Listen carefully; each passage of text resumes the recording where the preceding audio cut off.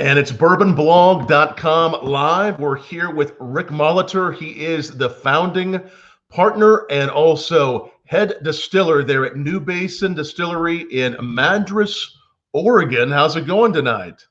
It's going great. Loving life right now. Get to make whiskey for a living, so I'm pretty happy.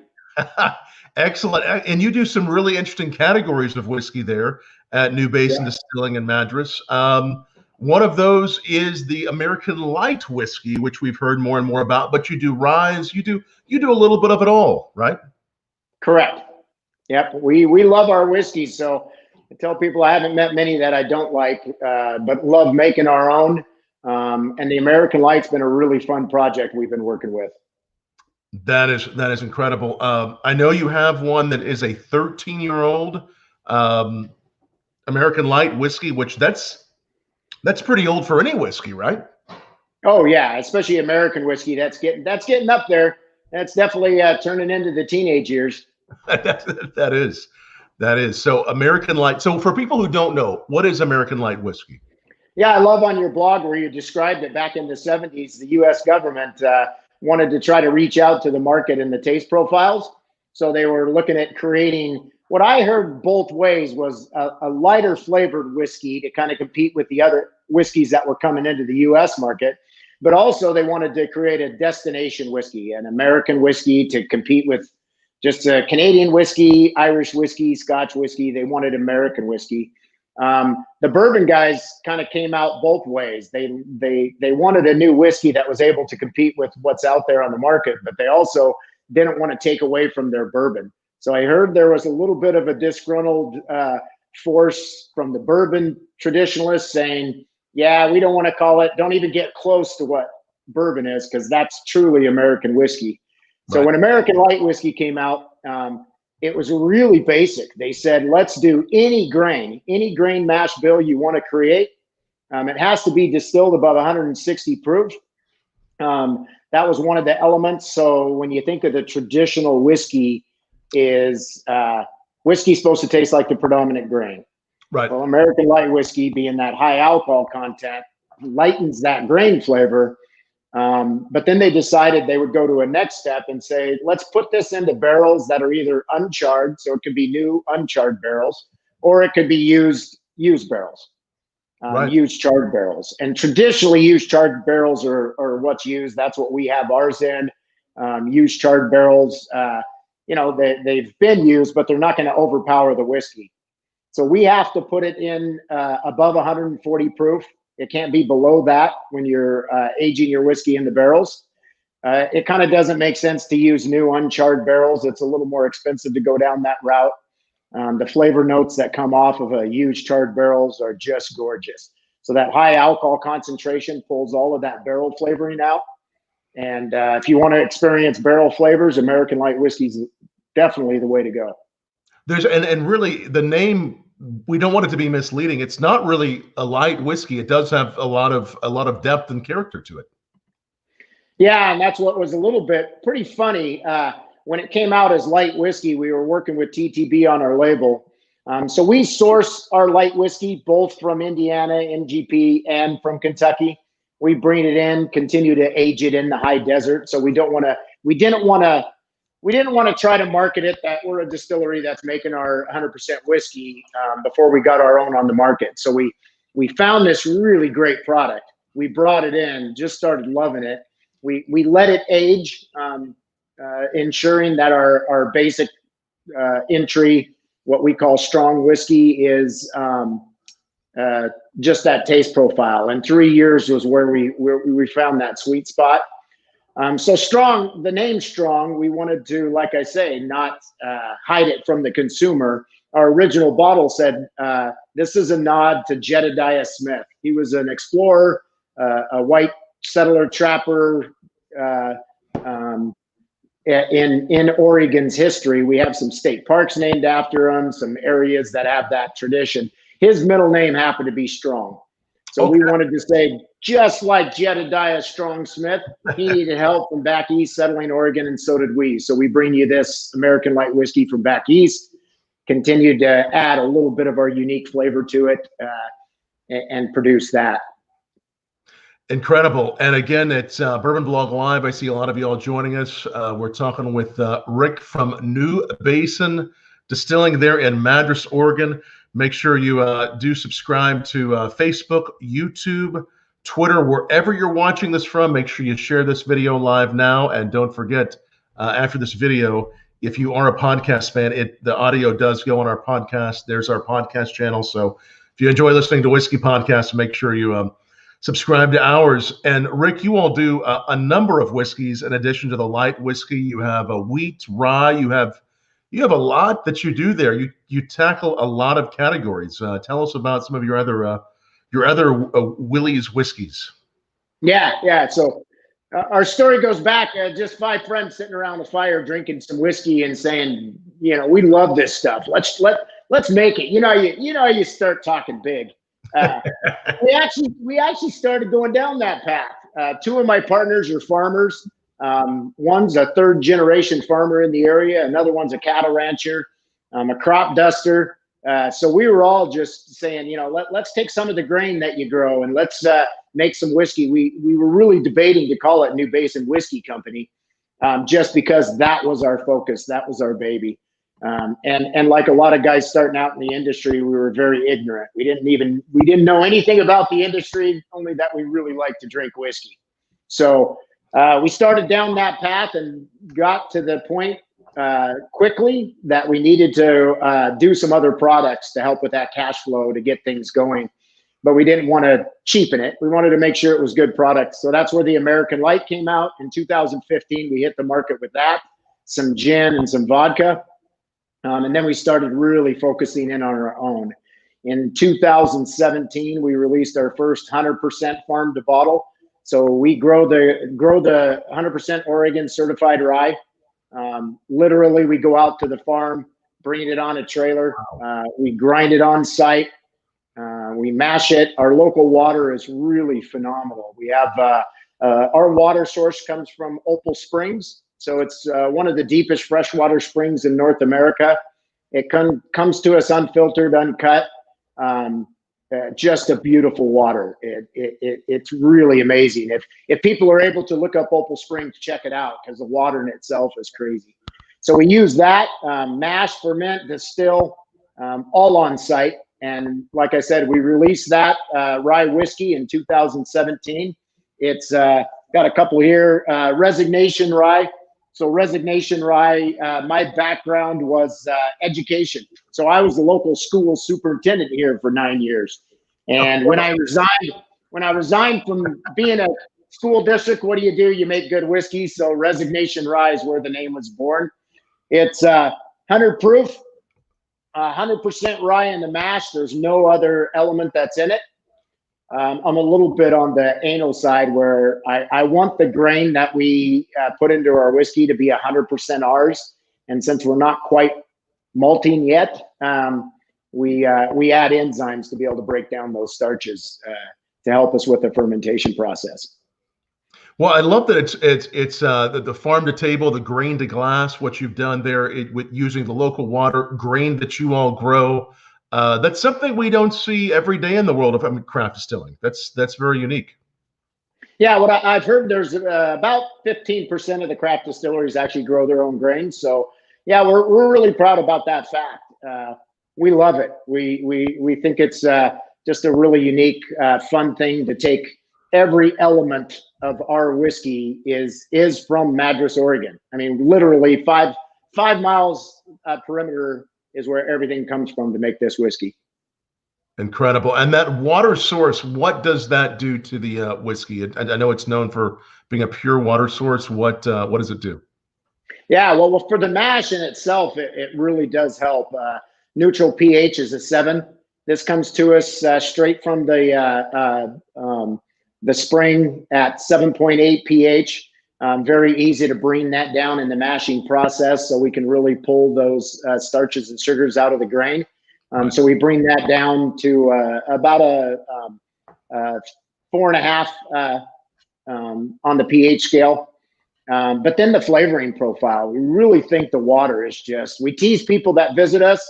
We basically wash our cars and shower in bottled water every day. It's just amazing water. I think it has a little bit of a sweetness to it. Our vodka that we do, a corn-based vodka that we filter through and use our Opal Springs to cut, got us a gold medal in a couple competitions, a couple double golds. So it's a really nice product, and I do associate that with the water. And a few questions coming in. Thanks for the questions. What is the difference between the strong and the strongest on your whiskeys? Yeah, so strong, like I said, you know, a 3-year whiskey. We just really enjoyed it, had a lot of fun with it. In 2017, Madras, Oregon was one of the prime locations to watch the solar eclipse.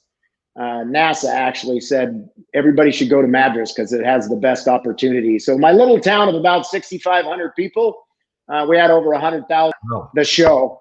So during that, we decided to bring in some 8-year barrels in 2015. We continued to age them for an additional 2 years on the high desert. And we popped them open, and we're right off of Highway 97. So we proofed it to 97, and we called that a limited edition whiskey for the solar eclipse called Stronger. And it was good. It was good. It was really good. Well, go down further, and about 3 months ago, my assistant distiller and I, we still had some of that whiskey in storage, and we pulled it out. And we realized we were just coming up to 13 years. So on the 13th birthday of that whiskey, it was basically barreled in 2007. Wow. In 2020, we popped that open and decided to make another version of Stronger. When we pulled it out of the barrel, we were just floored how good it tastes. It was amazing. We proofed it out a little bit, did a little bit of filtering, and we kept both going back to just, that is so gorgeous directly out of the barrel. So our strongest whiskey, we decided to call it, because we don't proof it out. It is a barrel proof whiskey. What's unique about it is that since it has to be barreled at 140 proof as an American light, the aging process and the evaporation process took more of the whiskey out of it than it did the other elements. So it came out, our first batch came out at 133.4 proof. Most people would think that would blow your palate out. It would not. It just thinks it's too hot, but it really surprises you. So that's what we have, and I did send that to you, Tom. Our Stronger 13. Excellent. So yeah, you put that up on your page. Like I say, it's such a gorgeous whiskey. So we got a platinum award for Sip Magazine up in Washington. Named it the Whiskey of the Northwest category, got the best one. So we're really proud and excited about that. We've actually opened up a couple more barrels. So we have batch 2 and 3 out. Batch 3 came out at 136.4. So it's a couple proof higher. Like I said, I'm really excited for you to try it. And right now it's only available at my distillery. So kind of hard to get a hold of. But once you do, she'll treat you well. I can't wait to try it. Again, for those of you just joining us, again, it's Rick Molitor from New Basin Distilling, founder and distiller there. And he was just telling us, part of my background is in teaching. I actually taught at high school and college level. Of course, now I teach whiskey as a whiskey educator. But I can imagine the jokes about you being a superintendent and then being inspired to create a distillery next. I'm sure there's some jokes, and there must be some fun jokes about that. Right? There must be, but most educators like you and I understand the connection. We do. Unfortunately, I can't let my high school students do any internship or mentoring here, so I missed that part of it. But what's fun, like you though, the education is a fun piece to be able to learn and teach people about it. Whiskey's such a I'm amazed at how many people are a little bit unknown about whiskey and what it's all about. So it's really fun to be able to do that.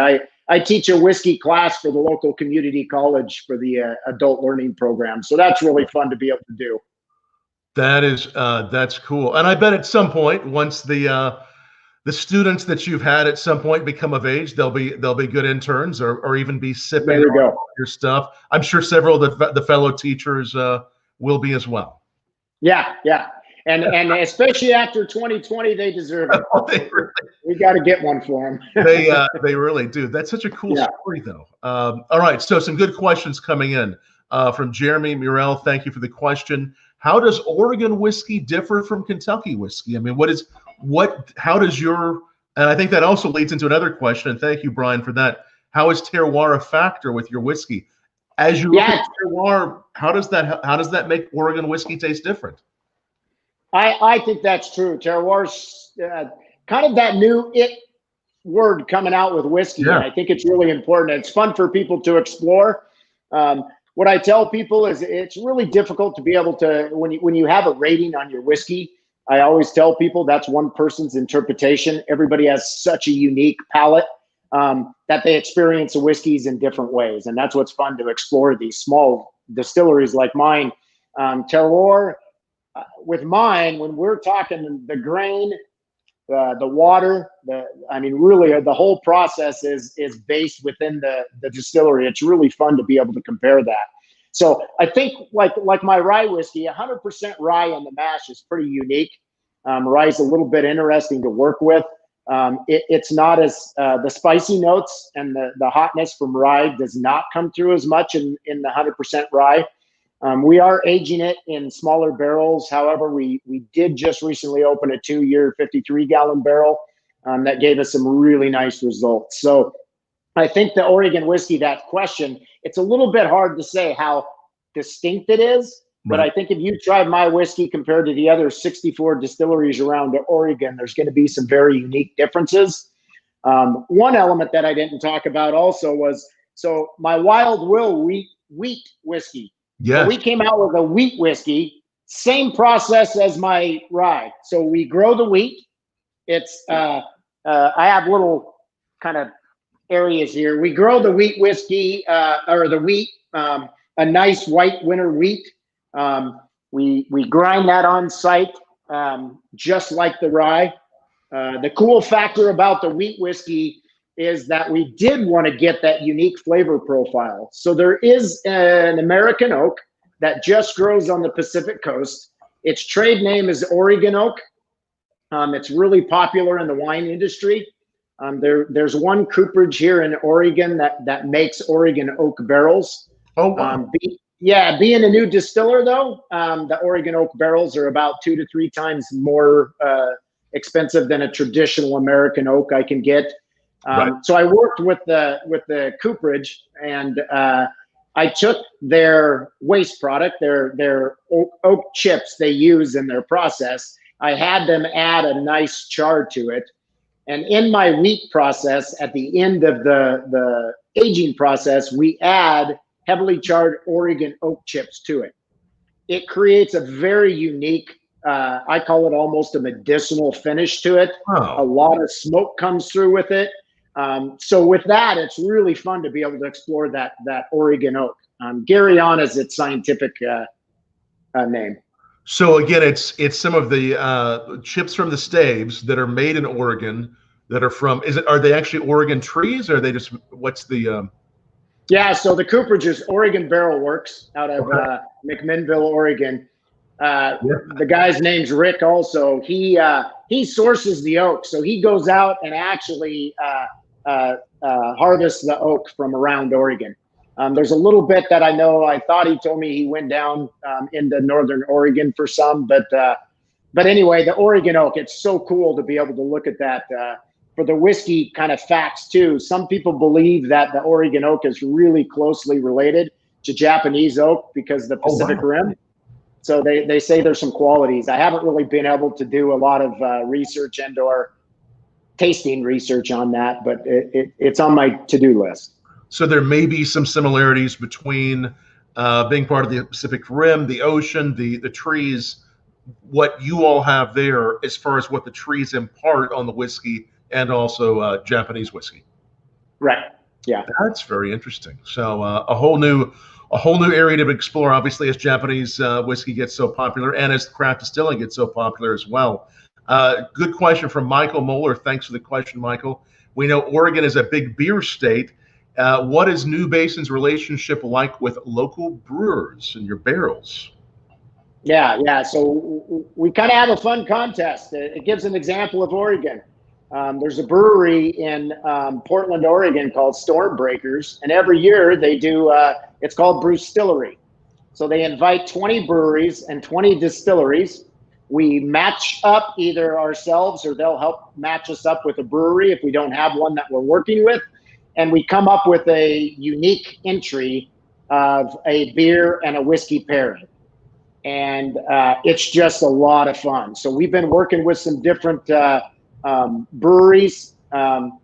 And there's some in Bend that we've currently been working closely with to come up with another program where I'll provide them with one of my rye whiskey barrels that have been used. They'll do some beer aging in it. We'll pull that barrel back and continue to do another secondary aging with some whiskey and see how that turns out. So that's a really fun relationship there that or an example of a relationship that we have. But the beer industry and where we're at in Oregon, the way the wine has taken off, we've been working as a guild, the Oregon Distillers Guild, to really push Oregon whiskey, Oregon spirits, to really get it out there and show what we're able to create. Excellent. So many great things you're doing, and we mentioned the light whiskey you have earlier. Someone actually also did ask, right now, how many light whiskeys are on the market in America besides yours? Is it fairly common? Is it becoming more popular? I think in your blog you had mentioned that there's a few out there. The Right. only one that I was really familiar with was High West. High West had a release. Yeah. Right. So this is So a really. besides that, yeah, that's the only one that I've tried and know of. There used to be more and more, but it's a category we may see grow. Definitely, you're doing all you can to help expose the category. Just like, and I think it's really cool, you do a wheat whiskey. I am seeing more and more wheat whiskeys, and I think that's going to be a category we see growing as well. What do you think? Right. Oh yeah, I really do think that the American light whiskey is unique. A lot of traditionalists will come into the distillery. We'll be talking about it. They'll try it, and they're just that grain flavor they're so familiar with, especially with the bourbons and the corn coming through. They're just not quite into it. I'm starting to see the bourbon files going towards some wheat and some rye, and really the taste profiles of the American drinker seem to go a little bit more towards the darker, more grain flavor. But yeah, American light whiskey, and especially with this barrel aged, I think has its own unique place. Excellent. Well, Rick, I know you're gonna try to I think go from one camera to the other here in a moment. If you want to try that to log in on your iPhone.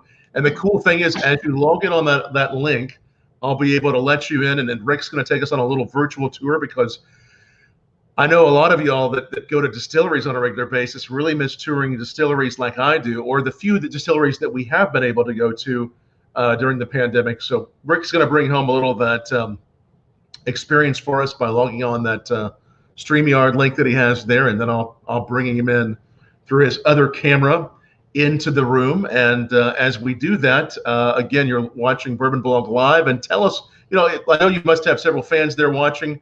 Let us know if you've tried Rick's whiskey, and I'm going to tell us down below. There's Rick. All right, there he is. But we don't have sound. I don't hear you. We may not have sound on you. Oh, here we go. All right. Let's see here. Okay. Is that working? That's working. All right. All right. There we go. He's going to take my headphones out. I'm going to flip this screen around. Excellent. Can we do that? Camera on the show. Or if needed, if you're able just to flip the camera out, and however you need to do it. I don't see anything there, but you may need to. There may be a little button where you switch the selfie mode. You might go back to selfie mode and try that. But I see some other great. Right. Let me go there, and let me go there. Look at that. Now I see it. All right, very good. Definitely getting nighttime here in Central Oregon. It looks like such a beautiful area. You were Well, I was mentioning starting a little bit here, so very nice. we start out in the tasting room, just really Yes. talking about our process. Like I say, what's really cool also is the farmers, the partners that grow the grain. It's actually a waste product for them. We're a really big carrot seed and grass seed, so we grow a ton of that around Central Oregon. In the off season, they'll plant some cereal grains for me. Wow. Traditionally, they would have tilled those under, but because of the distillery, we bring it in, and like I say, we bring it on site, grind it, mill it, mash it, go through the entire process. Another fun part about the distillery too is that I use the grain on the distilling process the entire time, and Cool. no time do we pull the grain out of the mash. So that's the 300-gallon system. This is our mash tun. It's Nice. 300 gallons will equate to about 600 pounds of grain. And those will, that I have my process down to about a 7-hour mashing for full mash from start to finish. When we're done with that, we're going to go over to our fermenters. We have 4 fermenters, which gives us about the right amount of time. Our ferment time is 4 to 5 days.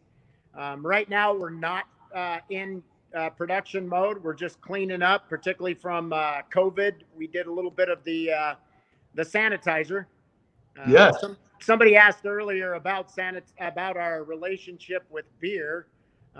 During the whole sanitizing craze, we took some about 1,000 gallons of beer wort from Deschutes Brewing, and we turned that into 190 proof alcohol to make sanitizer. So you took the beer from Deschutes, Deschutes is in Bend. It's not too far away. Yeah, we're about 45 miles north of Bend. Wow. Yeah. So that's, and then you made that into sanitizer. Yes. So yeah, we made some sanitizer with the beer. So it's I a little bit love Deschutes. Yeah, so we got some barrels. We recently just filled. Nice. We're pretty excited that our American Light Whiskey strong version. We're about 2 months away from a 3-year barrel of our own American Light Whiskey. Wow. So we're really excited about that, and we're going to play a little bit with marrying that with some of the whiskey we get from Kentucky and/or Indiana.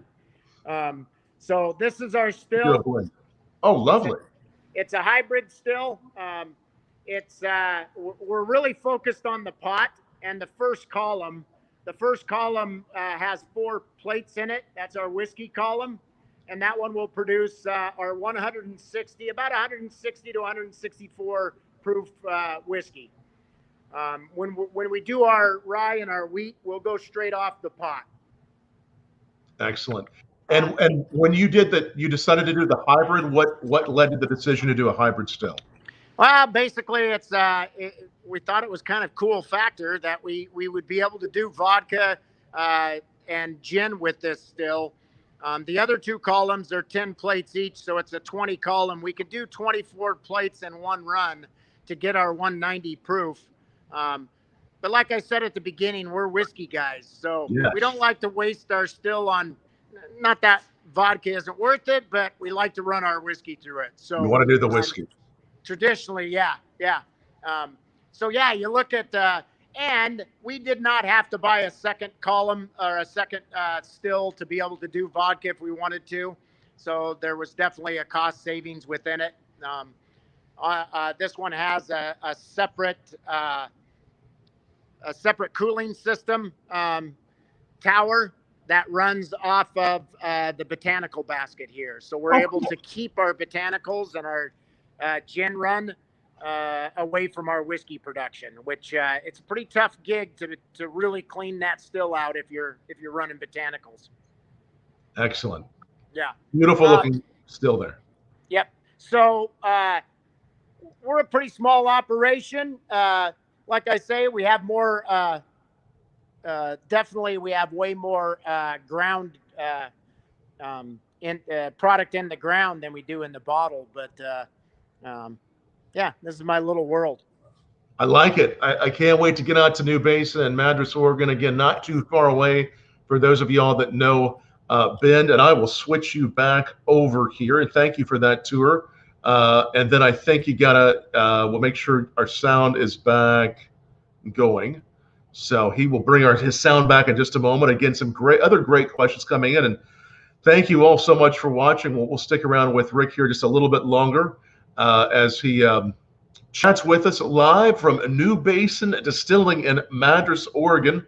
And someone had asked about what cocktail taste profiles are best for your light whiskey. Any cocktails you make with a light whiskey that you Yeah, what a great question. We like we like to and I kind of set this up here a little bit. So as I said before, we really like to highlight and educate the public. Yes. You know, in January, a lot of people kind of go through dry January. Right. I like to say, you know, you go in moderation with anything in life.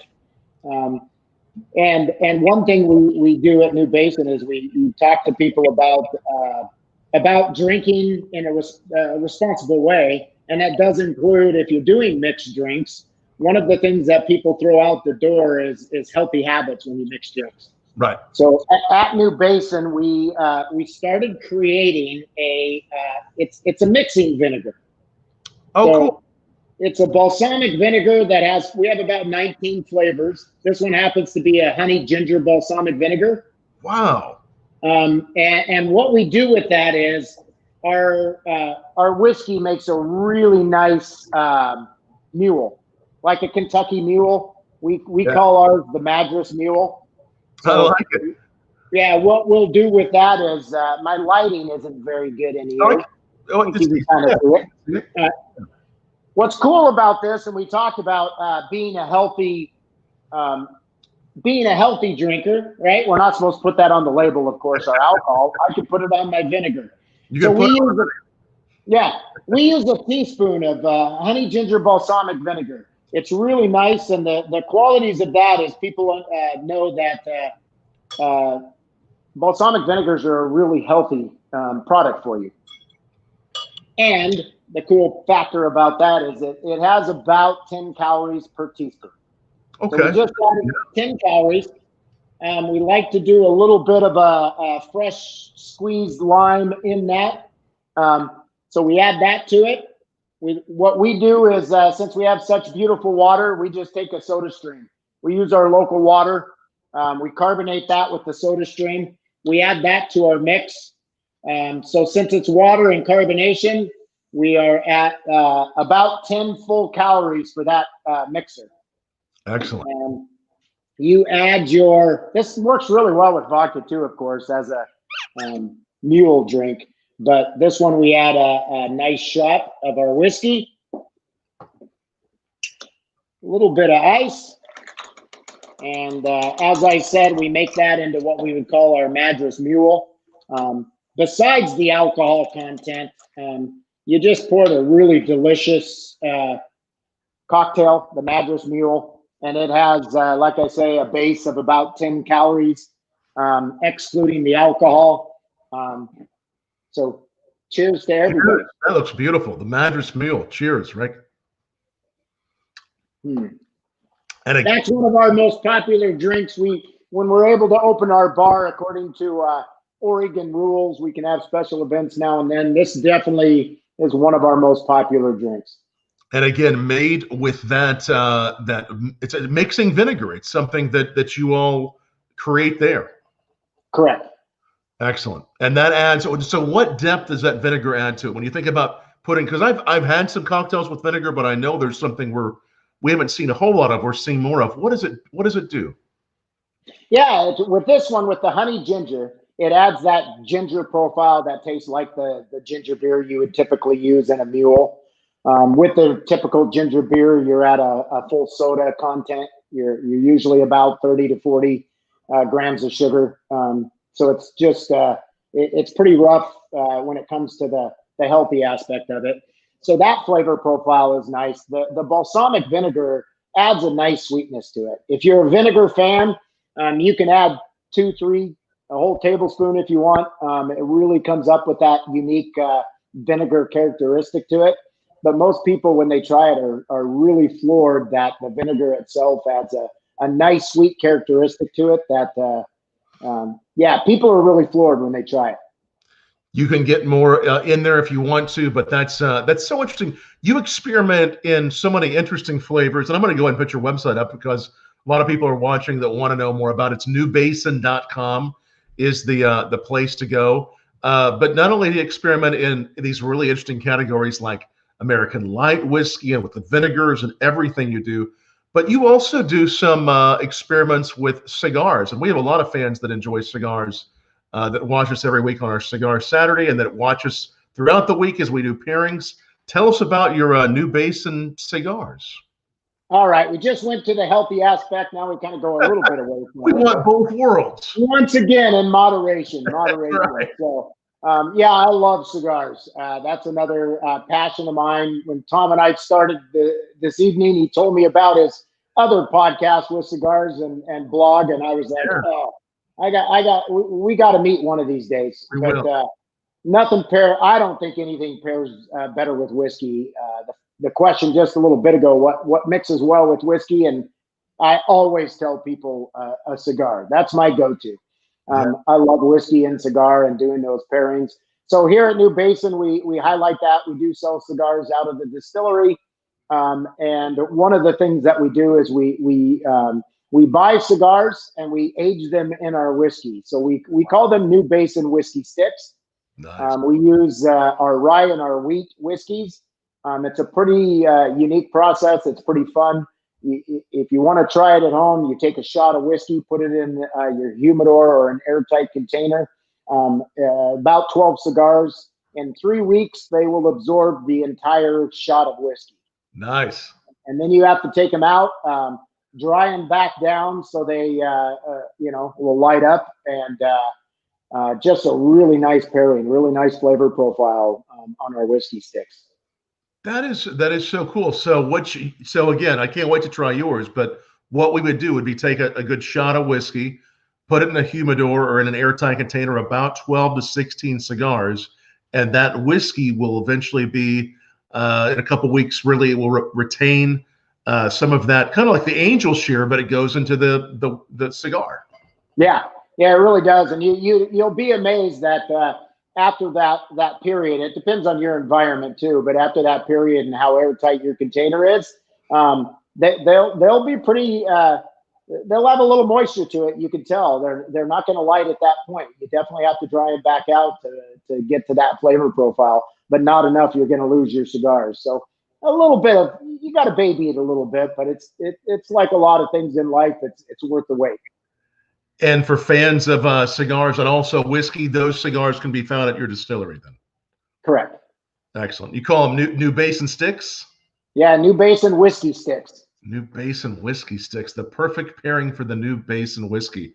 Well, you do. I tell you what, my friend, you do so many interesting things from your whiskeys to your vinegars, just the whole approach you take to it. Cigars, you really cover all the realms of flavor and of good treats.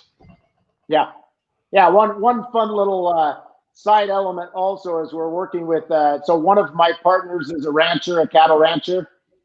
He has a couple acquaintances that use the final. I don't know. Bend, Oregon is really popular for their barley beef. Right. They use the spent grain.